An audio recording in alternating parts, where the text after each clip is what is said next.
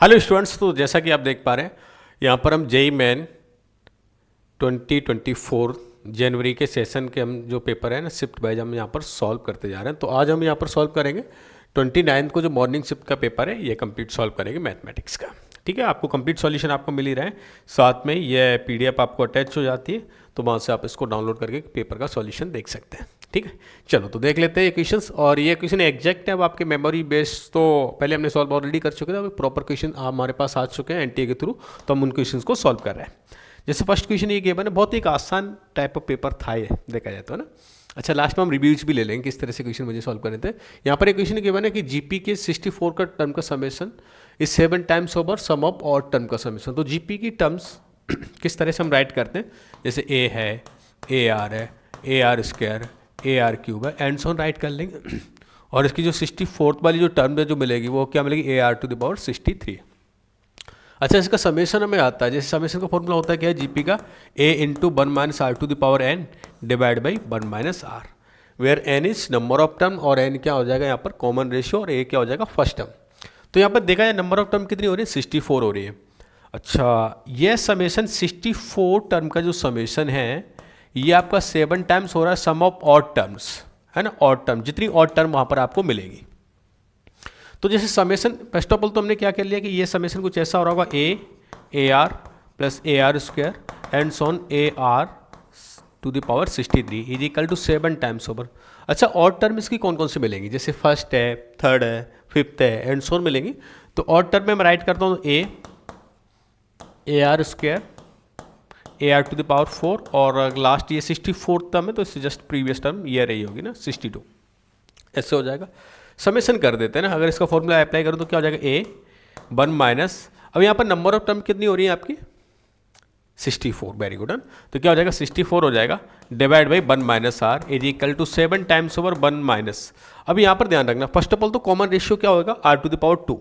Number of term देखी जाए तो 1 से लेकर 64 तक और टर्म कितनी होंगी, 32, करेक्ट है। तो आप क्या लिखोगे इसको, r square to the power क्या हो जाएगा 32 और divide by 1 minus r square. अब इसको जो कैंसिल आउट उसको कैंसिल आउट कर देते हैं, ए इसमें भी कॉमन आएगा, सही बात है, ए से ए गया, 1 minus 6 to power 4, 1 minus r to the power 64, ये भी कैंसिल आउट हो जाएगा। क्या मिला है यहाँ पर 1 अपॉन 1 माइनस आर, और यहाँ क्या हो जाएगा 7 अपॉन 1 माइनस आर और इंटू 1 प्लस आर। क्यों, क्योंकि हम इसको 1 minus r square a plus b a minus b, इसको भी आप कैंसिल आउट कर दें, ये कैंसिल आउट हो जाएगा। तो फाइनली आंसर क्या मिल जाएगा यहाँ से, 7 is equal to 1 plus r, और आर की वैल्यू आपसे आस्क की थी विच इज 6। ठीक है, तो क्वेश्चन का हो सकता है लैंग्वेज, आपको लैंग्वेज वैसे आसान थी ना, बेसिक फॉर्मूला लगाना था, फॉर्मूला बेस्ड क्वेश्चन था, तो डायरेक्ट यहाँ से आप सिंप्लीफाई इसको कर सकते हैं। ठीक है बेटा, सॉल्यूशन पीडीएफ आपको मिल जाएगी ना, एप्लीकेशन पे मिल जाएगी, और अपने वेबसाइट पे भी अपलोड है, वहाँ से भी आप इसको डाउनलोड कर सकते हो। ठीक है, चलो नेक्स्ट क्वेश्चन में मूव करते हैं। यहाँ पर मैंने क्वेश्चन का सॉल्यूशन भी आपको अटैच किया हुआ है, तो आप जैसे हम कंप्लीट सॉल्यूशन नहीं करेंगे, हिंट भी देख ले तो सॉल्यूशन आप प्रॉपर भी देख सकते हैं, है ना। ये सेकंड स्लाइड पे आपको कंप्लीट यहाँ पर सॉल्यूशन अवेलेबल है ना, तो आप इस तरह से सॉल्यूशन भी इसका चेक कर सकते हैं। ठीक है, ये नेक्स्ट क्वेश्चन नंबर सेकंड क्या है इसमें, द 6 टर्म ऑफ एपी। अच्छा, एपी की टर्म कुछ गिवन थी, और A1 A4 A5 greatest term है। तो जब भी ग्रेटेस्ट और लीस्ट से रिलेटेड कुछ बात आती तो मेरे माइंड में कहीं ना कहीं मैक्सिमम मिनिमम वाली कहानी जाती है। तो फर्स्ट ऑफ ऑल तो A6 दे रखा है, एपी की 6 टर्म को हम कैसे राइट कर सकते हैं, A plus 5D is equal to 2। अच्छा, A1 क्या हो जाएगा, A1 A है, A4 A प्लस 3D, और A5 क्या हो जाएगा, A प्लस 4D, ऐसा कुछ। ये आपको क्या चाहिए, मैक्सिमम चाहिए ना, ये ग्रेटेस्ट चाहिए। तो सिंपल सा फंडा ये जाता है कि इसमें हमें फाइंड क्या करना है, तो फाइंड करना है मुझे कॉमन डिफरेंस क्या रहे उस समय, कॉमन डिफरेंस फाइंड करना है ना। अच्छा, तो अगर मुझे कॉमन डिफरेंस फाइंड करना है तो यहाँ से ए को एलिमिनेट कर दें, और ए को एलिमिनेशन के लिए मुझे कुछ गिवन है क्या, कि हम ए को राइट कर सकते हैं 2 माइनस 5D। यस, अगर एक फंक्शन मिल गया मुझे किसमें, एफ ऑफ डी में, तो एफ ऑफ डी में क्या फंक्शन मिल जाए, ए की वैल्यू को रिप्लेस कर दीजिए आप 2 माइनस 5D से, प्लस 3D करेंगे तो क्या हो जाएगा 2 minus 5D plus 3D 2 minus 2D, और ये ए प्लस डायरेक्ट चलो वैल्यू पुट कर देते हैं, प्लस 4D है और माइनस क्या 3D है, तो हो जाएगा ए माइनस डी है ना, ए माइनस 5D प्लस 4D, हाँ सही, ए माइनस डी है ना। अब इसका क्या मल्टीप्लाइड कर लेना, जैसे हमने मल्टीप्लाई किया तो एक फंक्शन मिल जाएगा यहाँ से, इसमें से चाहे तो 2 को आप कॉमन ले लें तो ये मिल गया 2 माइनस 5d, ये मिल जाएगा 1 माइनस डी और 1 माइनस, अच्छा ए नहीं, ए को ही तो रिप्लेस किया था हमने, okay okay okay okay okay, wait आना, यहाँ क्या आएगा 2 माइनस डी है ना, 4d minus 5d, 2 minus D, correct सही बोला बेटा ना, 2 माइनस डी, ऐसा मिल गया। डिफरेंस भी आपको समझ आ रहा है ना, हाँ ए माइनस डी ए सही है, तो ये मिल गया। अब इनका मल्टीप्लाई कर लेते हैं, जैसे यहाँ पर क्या 1 माइनस डी बचा और ये क्या किससे मल्टीप्लाई हो रहा है 2 माइनस डी से, मल्टीप्लाई करें तो क्या हो जाएगा 2 प्लस डी स्क्वायर और माइनस ऑफ 3d है। फर्दर इसको मल्टीप्लाई कर लें और इसको चेक कर लेना, कुछ ऐसा फंक्शन मिल जाएगा, 5 का मल्टीप्लाई ऐसे करेंगे तो minus 5d³ minus plus 15d square और plus 2d square plus 17d square, अच्छा प्लस माइनस 10d और माइनस 6d है ना, माइनस 10d और माइनस 60 माइनस 16d है ना, ऐसा मिल गया, और प्लस ऑफ 4 है ना, कुछ ऐसी कहानी मिल गई। अच्छा अब ये मिल गया, अब इस फंक्शन को क्या करना है आपको, डेरिवेटिव कर देना है यहाँ से ना, डेफिनेटली यहाँ से क्या करेंगे आप, नेगेटिव को भी कॉमन ले लें, सिंपल सा तरीका होता है, डेरिवेटिव करेंगे, एफ डैश डी को मैंने 0 किया तो यहाँ से डी की 2 वैल्यूज मिलेगी मुझे ना, डी की 2 वैल्यूज मुझे याद है क्योंकि मैंने सॉल्व किया है, हाँ आप भी कर लेंगे अभी, 3/2 और 8/5 है ना, ऐसा मिलेगा। फिर क्या करते हैं, इस लाइन को हम नंबर, इन पॉइंट्स को हम नंबर लाइन पर ड्रॉ कर देना असेंडिंग ऑर्डर में, कुछ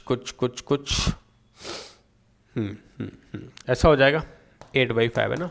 स्टार्ट कैसे करेंगे, पॉजिटिव नेगेटिव है ना, पॉजिटिव है ना, इस तरह। तो देखो 2 मेथड होते हैं मेरे पास है ना, सबसे पहले तो हम क्या करें, पॉजिटिव, अगर डेरिवेटिव हमारा उल्टा जाता है, डेरिवेटिव को अगर हमने साइन में असाइन किया है तो पॉजिटिव से नेगेटिव की तरफ जाएंगे तो आपको क्या मिलेगा, यहाँ पर मैक्स मिलेगा, तो डेफिनेटली मैक्स में इस वाले पॉइंट्स पर आपको मिल रहा होगा, ठीक है। ये दोनों कहानी डिफरेंट होती है, कौन सी, एक तो फंक्शन की जब पॉइंट राइट करते हैं तब क्या लेते थे हम कि पॉजिटिव से नेगेटिव जाए तो मिनिमम मिलेंगे, लेकिन यहाँ पर डेरिवेटिव के अगर साइन को आप एक नंबर लाइन पे ड्रॉ करेंगे तो आप क्या लेंगे, नेगेटिव टू पॉजिटिव जा रहे हैं तो आपको क्या मिल जाएगा, मैक्सिमम मिल जाएगा, ठीक है करेक्ट। हाँ मैंने सॉल्व किया हुआ है बेटा ना, आप सॉल्यूशन भी देख सकते हैं, यहाँ से डी की 2 वैल्यू मिल रही है, अच्छा 3/2 नहीं है 2/3 मिलेगा, सॉरी 2/3 कर लेना इसको, 2/3 मिलेगा यहाँ पर, और यहाँ पर भी 2/3 मिलेगा ना, मैंने डायरेक्ट लिख दिया शायद, ये वैल्यूज ये मिलेगी 2/3 और 8/5 असेंडिंग ऑर्डर में आप अरेंज कर देंगे, ठीक है। तो ऐसे फिर यहाँ से आप चेक कर सकते हैं, ठीक है। चलो है ना, आगे चलते हैं, नेक्स्ट क्वेश्चन नंबर 3 है ना। देखो ये बहुत बेसिक क्वेश्चन है ना, और एक जनरल क्वेश्चन भी है क्योंकि इस क्वेश्चन को हम देखते ही है, और ऑप्सो की अगर आपने मेरी क्लास में फंक्शन स्टडी किया हो तो डेफिनेटली आपको पता है, इस तरह के क्वेश्चन हमने काफ़ी प्रैक्टिस की है, और वेरी वेरी इंपॉर्टेंट मैंने मार्क करवाया था ना, वहाँ पर हर्ट बनाता हूँ मैं ना, हाँ मैंने ये क्वेश्चन आ सकता है यहाँ से, लॉजिक वही है, सिंपल सा क्वेश्चन है, बस क्या करते हैं एफ ओ जी आपको फाइंड करना है। देखो एफ ओ जी का मीनिंग क्या होता है, f of g of x, f के अंदर क्या डालना है, जी डालना है। तो इसको 2 मेथड बताए थे ना, दोनों मेथड होप्स आपको याद होंगे, एक तो प्रॉपर मेथड, एक मैंने ग्राफिकल बताया था, और जिसमें से जो आसान होता है वो ग्राफिकल वाला होता है। तो यहाँ पर एक ग्राफिकल एनालिसिस भी आप कर सकते हैं, कैसे, जैसे मैंने एक छोटा सा काम कर लेते हैं यहाँ पर, क्या मैंने अगर जी ऑफ एक्स गिवन किया आपको ना, तो इसमें हम कहते हैं क्या, इनपुट फंक्शन का ग्राफ बनाते हैं। तो फर्स्ट ऑफ ऑल तो आप इसको राइट कर लें कि एफ ओ जी को हम ऐसे राइट करेंगे, f of g of x, और ये फंक्शन राइट किया, जहाँ जहाँ पर एफ एक्स में एक्स है वहाँ पर जी एक्स डाल देते हैं, तो इक्वेशन कुछ ऐसा मिल जाएगा 2 + 2x 2 × जी ऑफ एक्स, और ये हो जाएगा -1 जी ऑफ एक्स लाइज करेगा यहाँ से -1 से 0 है ना, ये लाइज कर रहा है -1 से 0। दूसरे में भी डाल देते 1 - जी ऑफ एक्स डिवाइड बाई 3, यहाँ पर ये लाइज करेगा x लाइज फ्रॉम 0 to 3, ऐसा लाइज कर रहा है। इनपुट फंक्शन का मुझे ग्राफ बनाना है, और इनपुट फंक्शन का ग्राफ क्या होता है, वेरी सिंपल, किसका ग्राफ बनाना है, जी का ग्राफ बनाना है, चलो बना देते हैं ना।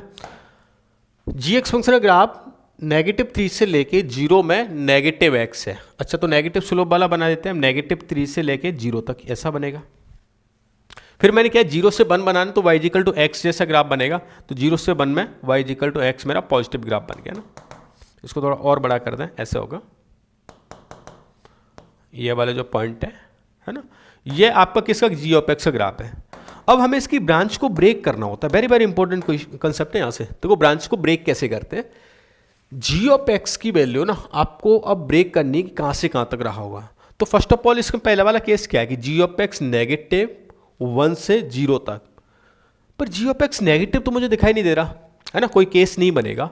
तो -1 से 0 की जब बिटवीन में बात करेंगे तो ऐसा कोई केस नहीं मिल जाएगा, 5 केस मिल जाएगा।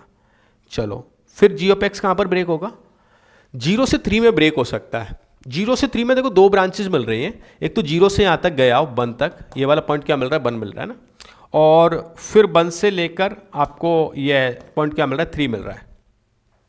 अब ब्रेक कर लेते हैं।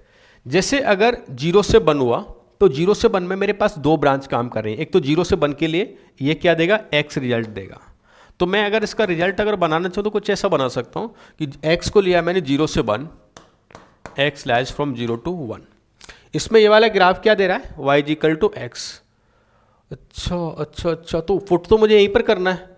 तो 0 से 1 में आया, 1 माइनस मैंने ये किया 1 माइनस ऑफ x में रिजल्ट मुझे मिल गया, तो x बाई क्या हो जाएगा 3, ऐसा हो गया। इधर वाली ब्रांच में देखें तो इधर मुझे 2 रिजल्ट मिल रहे हैं, ये वाला पॉइंट क्या होगा मेरे लिए -1 होगा, तो -1 से 0 आप लिख कहीं भी सकते, कोई फर्क नहीं पड़ता। तो मैंने -1 से क्या किया x को 0 तक लेकर आया। इस वाली ब्रांच में इसको मैं नेगेटिव x बोलूँगा, तो इसकी जगह पे मुझे क्या पुट कर देना, नेगेटिव x पुट कर देना, तो 1 + x डिवाइड बाई 3 हो गया।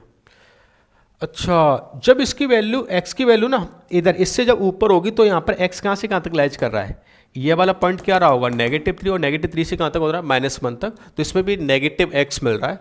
तो आप क्या बोलोगे -3 से लेके x की वैल्यू -1 तक जा रही है, इसमें भी नेगेटिव x मिल रहा है, इट मीन्स यहीं पर वैल्यू पुट कर दें आप इसकी ना, ऐसा हो जाएगा।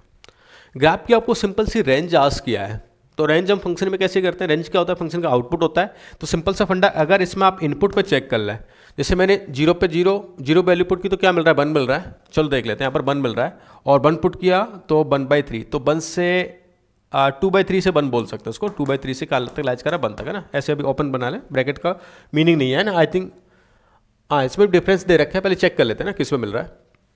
अब होगा क्या, जैसे मैंने 0 पुट किया तो -1 पुट करता हूँ तो यह 1 माइनस 1/3 2/3 मिलेगा, और 0 पुट करें तो 1, तो 1 तो मिल ही रहा है मुझे ना, तो 1 पे तो क्लॉज मिल जाएगा। अच्छा, और अगर इधर चेक किया मैंने तो इधर भी नेगेटिव मिल रहा है और -0 भी मिल रहा है, ठीक है, तो 0 से 1 हो रहा होगा ना, 0 से 1 इसी तरह से मुझे चेक कर लेना है ना, ऑप्शन सी, हाँ 0 से 1 दोनों पे क्या आएगा क्लॉज आएगा। इसके दोनों मेथड में बात फिर से आपको बताता हूँ। फर्स्ट ऑफ ऑल मैंने यहाँ पर यूज़ किया ग्राफिकल मेथड, अगर आप इसको विदाउट ग्राफ करते तो भी हम क्या करेंगे, इसको ब्रांच में ब्रेक कर सकते हैं। कैसे याद आ गया, वो कंसेप्ट में क्या करता, इंटरसेक्शन लेता था। कौन सा वाला इंटरसेक्शन, कि सर एक तो यह वाली कहानी का इंटरसेक्शन और एक इसका इंटरसेक्शन, और इसमें भी कौन सी कहानी, यह वाली और दोनों का इंटरसेक्शन लेके हम यहाँ पर क्या कर लेते थे, सॉल्व कर लेते थे। ठीक है, तो इंटरसेक्शन की हेल्प से भी आप इसको सिंप्लीफाई कर सकते हैं।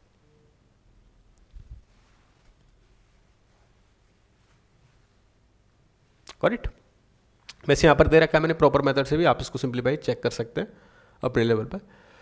अच्छा नेक्स्ट क्वेश्चन देखो, प्रोबेबिलिटी से जैसे ज़्यादा हम आसान क्वेश्चन की उम्मीद करते हैं और आसानी हमें मिला है देखने को ना।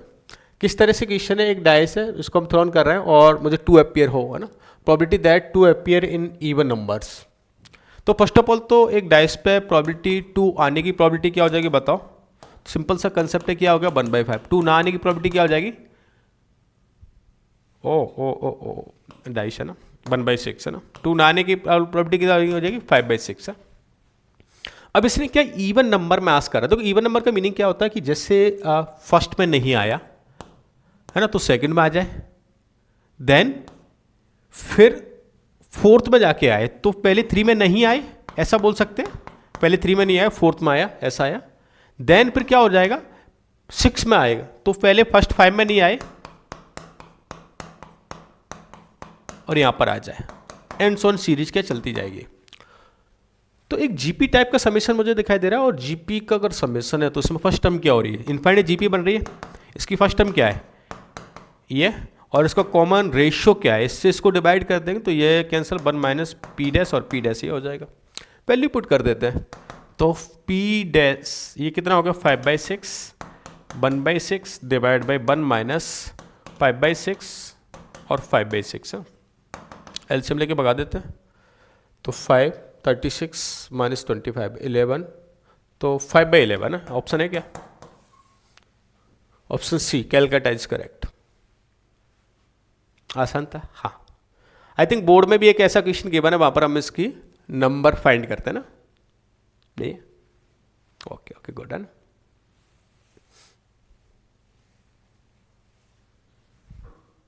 राइट, चलो जी है ना, और आगे चलते हैं। ये यहाँ पर सॉल्यूशन भी आपको गिवन है, मैंने गिवन कि z is equal to 1/2 - 2 iota. तो कई बार ये ऐसा क्वेश्चन था जैसे बच्चा का घबराहट फील होती है लास्ट तक आते आते कि क्या सर हम कॉम्प्लेक्स नंबर को स्किप करते हैं। मेरी नहीं, एक बेसिक लेवल पे स्टडी करके जाओ। हो सकता है कि अगर आपने बेसिक स्टडी किया और बेसिक लेवल पे क्वेश्चन आ गया तो क्वेश्चन आपके लिए बेहद आसान बन जाता है ना। उनमें से एक क्वेश्चन ये भी है, आपको बस एक बेसिक थिंकिंग आती थी कि मुझे कॉम्प्लेक्स नंबर को राइटिंग करना आता है, मुझे कॉम्प्लेक्स नंबर बस डेफिनेशन आती थी, उसी से क्वेश्चन सॉल्व हो जाएगा। तो कैसे, आपको जेड गिवन है कि कॉम्प्लेक्स नंबर है क्या, और ये एक बेसिक सी थिंग्स दे रखी है, यहाँ से मुझे अल्फा और बीटा फाइंड करने हैं। तो मैं क्या काम करूँगा, सिंपल सा तरीका है, z plus 1 is equal to alpha z plus beta 1 plus iota. ऐसा है, मैं जेड को रिप्लेस कर देता हूँ। जैसे मैंने यहाँ पर रिप्लेस किया तो 1 + 1/2 तो क्या हो जाएगा 3/2 - 2 आयोटा मॉडुलस है। यहाँ पर ही पुट कर देता हूँ जेड की value which is 1/2 - 2 iota plus beta, अच्छा ये एच दीजिए, ठीक है। देखो जब भी आपको ऐसा फाइंड करना होता है तो हमें क्या करना होता है, कंपेयरिंग करनी होती है बोथ ऑफ साइड की। तो जैसे अगर मैं कंपेयरिंग करता हूँ यहाँ से क्या मिलना चाहिए, इसका मॉडुलस। तो फर्स्ट ऑफ ऑल तो मॉडुलस हमें फाइंड करता आता है x² + y² which is 9/4 plus 2² which is 4। यहाँ से क्या करते हैं हम, रियल पार्ट को और इमेजिनरी पार्ट को सेपरेट कर लेते हैं। तो α/2 प्लस बीटा एंड प्लस मैं करता हूँ -2 alpha and this is beta into iota. ऐसा कर लें। ये वाला पार्ट ऑलवेज क्या है, रियल है, और जिसकी वैल्यू क्या है 25 डिवाइड बाई 4 विच इज़ 5/2। तो 5/2 is equal to something plus iota of something मिल रहा है। तो कंपेयर कर लें, हाँ कंपेयर करेंगे तो ये इधर कोई भी इमेजिनरी पार्ट नहीं है। इट मीन्स ये इमेजिनरी पार्ट की वैल्यू क्या हो जाएगी 0। तो -2 alpha plus beta is equal to क्या कर दें 0। तो बीटा की वैल्यू क्या मिल गई मुझे 2 अल्फा। अगर बीटा मुझे 2 अल्फा मिल जाता है, मैं बीटा की वैल्यू यहाँ पर रिप्लेस कर दूंगा और चेक कर लूँगा। जैसे 5/2 है तो कंपेयर किया α/2 प्लस क्या हो रहा है बीटा, बीटा को रिप्लेस किया किससे 2 अल्फा से। तो ये 2 अल्फा प्लस ये कितना होगा 5 α/2, 5 विल बी कैंसिल। अच्छा अल्फा मिल गया मुझे, अल्फा की वैल्यू क्या मिल गई 1, ठीक है अल्फा 1 मिल गया। बीटा की वैल्यू क्या मिल जाएगी 2। आपसे क्या आस्क किया है, alpha plus beta, very good बहुत ही अच्छा। अल्फा प्लस बीटा क्या करते हैं 1 + 2 विच इज 3। तो फाइनल आंसर क्या हो जाएगा 3 हो जाएगा, करेक्ट, गुड गुड है ना, कैसे ही है। चलो ना, तो अगर आपने बेसिक अगर स्टडी किया हुआ था ना कॉम्प्लेक्स नंबर का, अगर बेसिक हमें आइडिया है तो आप इस क्वेश्चन को सॉल्व वहां से कर सकते थे। ठीक है जी, चलो और आगे चलते हैं।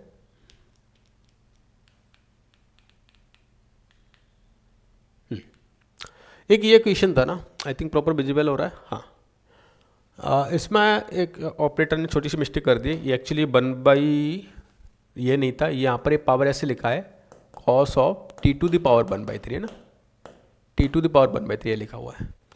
देखो जब भी लिमिट का क्वेश्चन आए ना तो ये वेरी वेरी इंपॉर्टेंट है, और हमने इंपॉर्टेंट मार्क भी किया था क्या कि एक लेबनिज थ्योरम है ना, उसको हम जरूर देख लें, हो सकता है वहाँ से क्वेश्चन हमें मिल जाए। हालांकि ऐसा क्वेश्चन हमने क्लासरूम में भी सॉल्व किया था।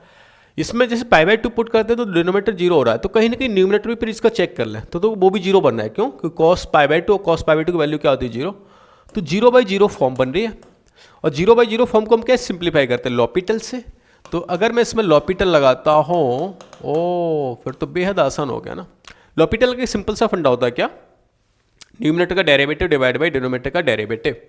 तो जैसे ही अगर मैं न्यूमिनेटर का डेरिवेटिव करता हूँ तो एक मैं थोड़ा सा फंडा आपको याद कर दिखा भी देता हूँ। कुछ ऐसा कहानी थी हमारे लिए कि g(x) और ये अगर h(x) और यहाँ पर f(x), f(t) और dt था, और मुझे अगर इसका डेरिवेटिव फाइंड करना है तो हम क्या करते थे f of upper limit into upper limit का derivative minus f of lower limit into lower limit का डेरिवेटिव। याद आ गया को सबको, है ना।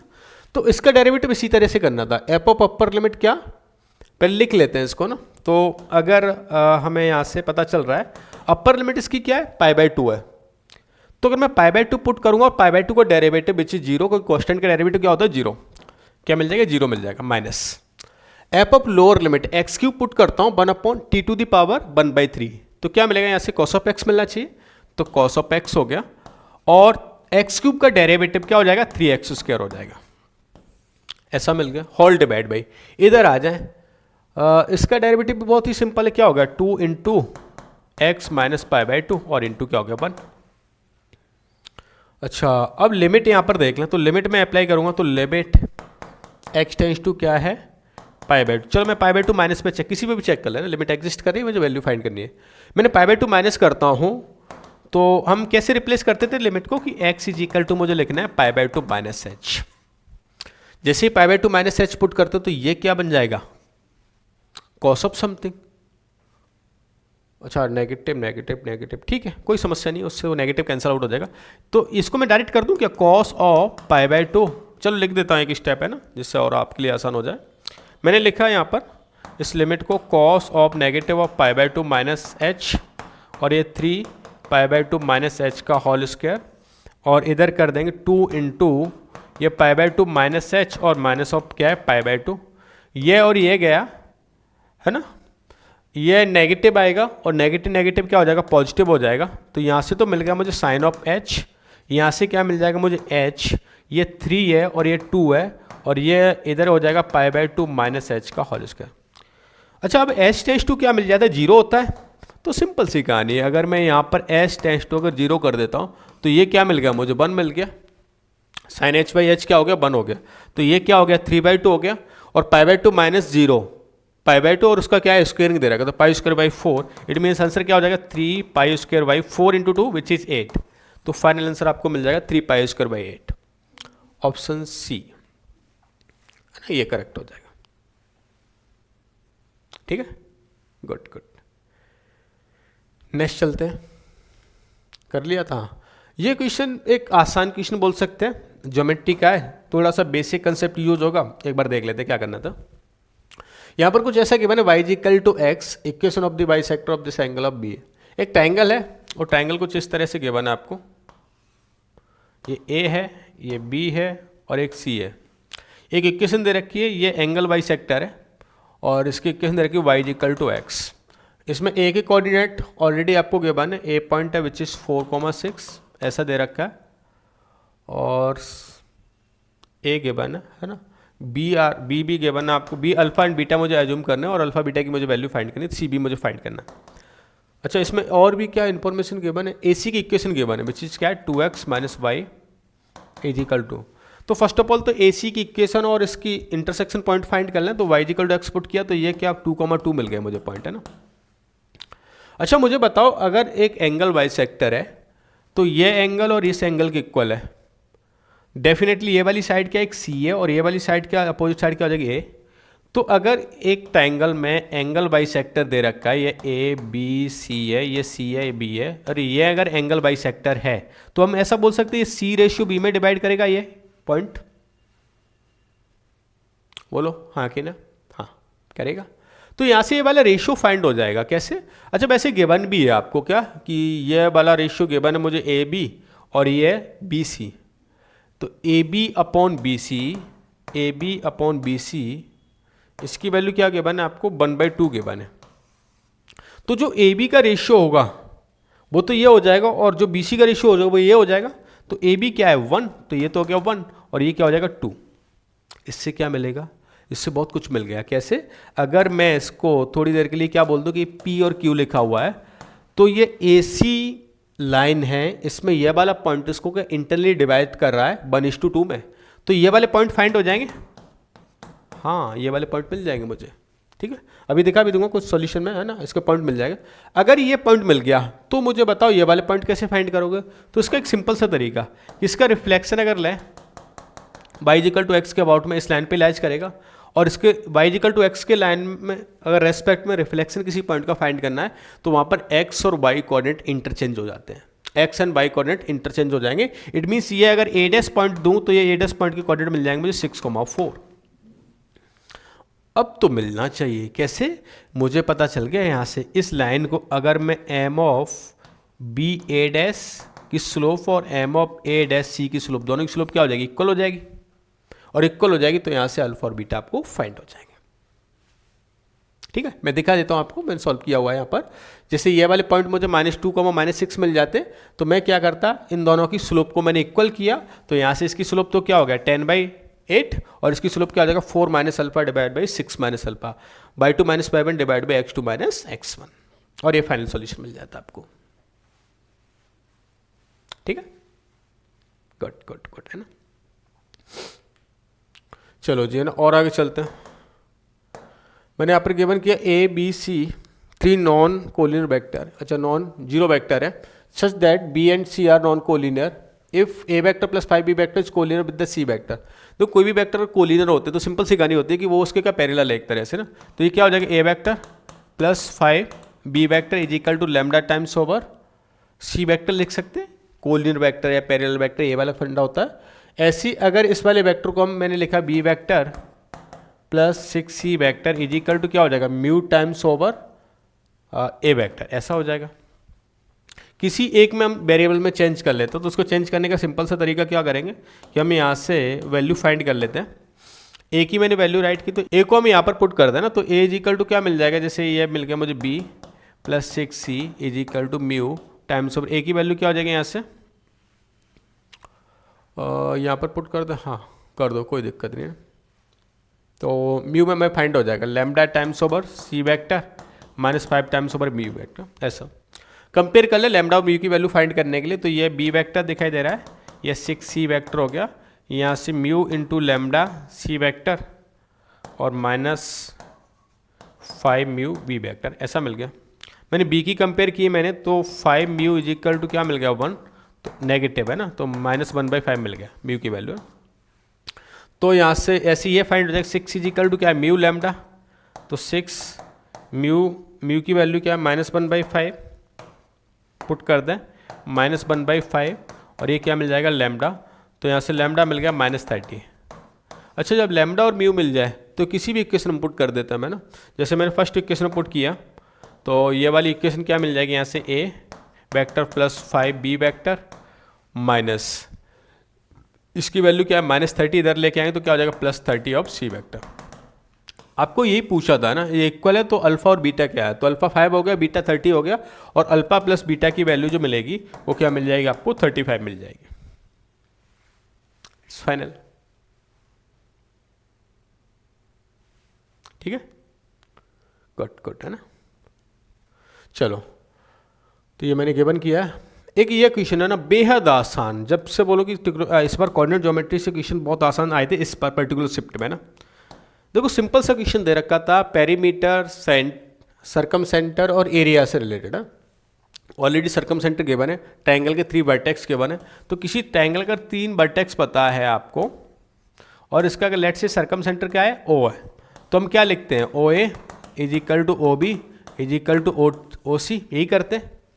तो यहाँ से फाइंड क्या हो जाएगा, दे रखा है बस एक सिंगल वेरिएबल है, तो यहाँ से एक A अननोन था, क्या फाइंड होगा A फाइंड हो गया। अच्छा, अगर A फाइंड हो गया तो सर्कम रेडियस क्या होगी, इन दोनों के बीच की डिस्टेंस विच इज अल्फा। दूसरा क्या पूछा है, beta is denote the area. तीनों वर्टेक्स पता चल गए, एरिया फाइंड कर सकते हैं एरिया के फॉर्मूले से ना, कौन सा, हाफ ऑफ तीनों वर्टेक्स पता है। वैसे इसमें जो एरिया आता है ना, जो ट्राइंगल आएगा वो राइट एंगल ट्राइंगल आएगा। इस एरिया को फाइंड करें, राइट एंगल ट्राइंगल आएगा, तो राइट एंगल ट्राइंगल में ये 8 और ये 6 और ये 10 है, तो इसका एरिया भी बहुत आसान सा मिल जाता है, 1/8 × 6 है ना, ये इसका एरिया मिल जाएगा। पेरीमीटर पता है, सबको क्या करते हैं ऐड कर देंगे, तो अल्फा बीटा गामा तीनों वैल्यू मुझे यहाँ से क्या हो जाती है फाइंड हो जाती है, और वही मेरा क्या हो जाता है करेक्ट आंसर। ठीक है, एक बार दिखा देता हूँ। यहाँ पर ए की जो वैल्यूज मिलती है मुझे, ए की वैल्यू मिलेगी 8, एक अगर 8 मिल जाता है तो अदर वैल्यू इसकी साइड 6 मिलेगी। एक राइट एंगल ट्रायंगल होता है तो ये 10 मिल जाएगा, तो यहाँ से आप सब कुछ फाइंड कर सकते हैं। ठीक है, चलो नेक्स्ट की बात। ये देखो इंटीग्रेशन से क्वेश्चन अच्छा था ना, दिखने में स्कैरी था, लेकिन मैं बोलता हूँ इंटीग्रेशन की क्वेश्चन ऐसे होता है, दिखने में स्कैरी लगेंगे, सॉल्यूशन लवली होता है, बस करते जाओ जो वो बोलता जाए। क्या इसने गिवन किया है कि यहाँ पर cosec x, first of all तो इससे घबराना मत है ना, कुछ नहीं, बस डोमेन दे रखी इसने जिसमें फंक्शन डिफाइन है, कोसेक प्लस साइन, तो साइन कॉस में चेंज कर लो। जैसे ही साइन कॉस में चेंज किया तो मैंने क्या लिखता हूँ 1 sine plus sine, cos sine है तो 1 साइन और इंटू कॉस, 10 दे रखा है तो साइन अपॉन कॉस और इंटू साइन स्क्वायर है ना। सिंप्लीफाई किया, कॉस से कॉस को भगा देंगे, साइन से साइन को भगा देंगे, तो 1 plus sine square x plus, और ये क्यूब है, साइन मल्टीप्लाई हो जाएगा 1 plus sign to the power 4x और इंटू क्या कॉस ऑफ एक्स। अब तो दुनिया का हर एक बच्चा समझ गया होगा मुझे यहाँ से क्या कर लेना चाहिए, है ना, बोर्ड वाला क्वेश्चन बन गया। साइन एक्स को लेट से अगर मैं टी लेट करता हूँ, तो साइन एक्स को मैंने टी लेट किया तो इसका डेरिवेटिव क्या हो जाएगा, cos of x d x is equal to d t, ऐसा मिल रहा है। यहाँ से करके भी देख लेते, मैंने क्या लिखा 1 प्लस टी स्क्वायर और divide by 1 plus t to the power 4, है ना, ऐसा मिल गया। अच्छा, अब इसका इंटीग्रेशन करना बेहद आसान है, बेहद, है ना। क्या करते हैं ऐसे इंटीग्रेशन में, हम टी स्क्वायर से डिवाइड कर देते हैं ना। जैसे डिवाइड किया तो क्या मिल गया 1 प्लस 1 अपॉन टी स्क्वायर, और यहाँ पर क्या हो जाएगा T square plus 1 upon T square. हमें एक परफेक्ट स्क्वायर बनाना होता है डिनोमिनेटर वाले पार्ट में। कैसे बनाते हैं, जो न्यूमिनेटर में उसका डेरिवेटिव गिवन हो। तो यहाँ पर अगर 1 प्लस वाला होता तो नीचे माइनस का परफेक्ट स्क्वायर बनाते हैं, और यहाँ पर अगर माइनस होता तो प्लस का परफेक्ट स्क्वायर बनाते हैं। तो डेफिनेटली यहाँ पर प्लस दे रखा है तो माइनस वाला बनाना है, तो इसके लिए आप क्या करें, -2 कर लिया और क्या कर लिया +2 कर लिया ना। ये क्या मिल गया मुझे, t माइनस 1 अपॉन टी का होल स्क्वायर और √2 का स्क्वायरिंग, ऐसा हो गया, कोई समस्या नहीं। इसको u लेट किया, ये du बन गया, u लेट किया du बन गया, 1 upon you square plus A square 1/a tan, बस, very good very good. 1/a tan inverse x by a which is t minus 1 upon t divided by √2 plus c। अब इसने question को थोड़ा सा और मजे लेना चाह रहा है एग्जामिनर। उसने क्या किया कि इसने बोला है कि लिमिट लगाओ π/2, तो इसकी वैल्यू क्या है 0 है। इट मीन्स आपसे c फाइंड करवाना चाह रहा है। तो ये घबराना मत है ना, π/2 किस में लगानी है, इसमें। तो पहले तो t क्या था, तो t मैंने किसको लेट किया था, साइन एक्स को, तो t क्या था मेरे पास साइन एक्स। अब इसमें मैंने क्या पुट कर रहा हूँ, x की लिमिट क्या पुट कर रहा हूँ मैं, π/2। x की लिमिट क्या पुट कर रहा हूं मैं, π/2, है ना। क्या हो रहा है भाई, x की लिमिट पुट की मैंने π/2।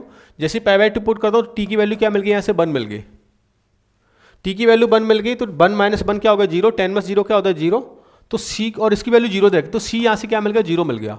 ओ हो, ये तो बहुत आसान बन गया। हाँ, अगर c की वैल्यू 0 मिल जाती है, आपसे पूछा बाई π/4, तो यहाँ से बाई π/4 का मीनिंग है जहाँ पर x है वहाँ π/4 डालना है, तो जहाँ पर t है तो t की वैल्यू क्या हो जाएगी, sine π/4, x is equal to π/4 पे t की वैल्यू साइन π/4 विच इज 1/√2। तो ये क्या मिल गया मुझे, 1/√2 tan इनवर्स 1/√2 माइनस √2 उल्टा हो जाएगा और डिवाइड बाई क्या 2, और c की वैल्यू क्या थी 0, तो 1/√2 ये मिल गया मुझे, माइनस √2 मल्टीप्लाई होगा tan इनवर्स ऑफ हाफ। ऐसा ऑप्शन है इसमें, है ना, ऑप्शन बी, है ना, बॉम्बे इज करेक्ट, अच्छा D Delhi is correct, negative था। तो बस इस तरह से आपको क्या फाइंड करना था। क्वेश्चन स्कैरी था, सॉल्यूशन लवली है, पेशेंस के साथ सॉल्व करते तो डेफिनेटली क्वेश्चन को आप करेक्ट करके आए होंगे। ठीक है, तो यहाँ पर इसका सॉल्यूशन भी गिवन है। इससे आगे वाली जो क्वेश्चंस हैं वो अपन नेक्स्ट स्लॉट में सॉल्व करेंगे। ठीक है, तो यहाँ तक आप कंप्लीट कर लें, और एक सीरीज गिवन है आपको ना, अभी 2 मिनट का ब्रेक देने के बाद फिर से आपको कंटिन्यू हो जाएगा। तो कंप्लीट एक सीरीज गिवन है, सीरीज को आप फॉलो करें और यहाँ से कंप्लीट आप सॉल्यूशन। बेटा जो आप अभी सेकंड अटैम्प्ट देखो तो डेफिनेटली आप इनको अटैम्प्ट करके जरूर जाना, और जो विद्यार्थी अभी 11 से 12 तो मूविंग कर रहे हैं, आपको भी कंप्लीट जेईई के एक बार पेपर देख लेने, है ना, आपने जो सिलेबस फिनिश कर रहा है उसके अकॉर्डिंग। ठीक है,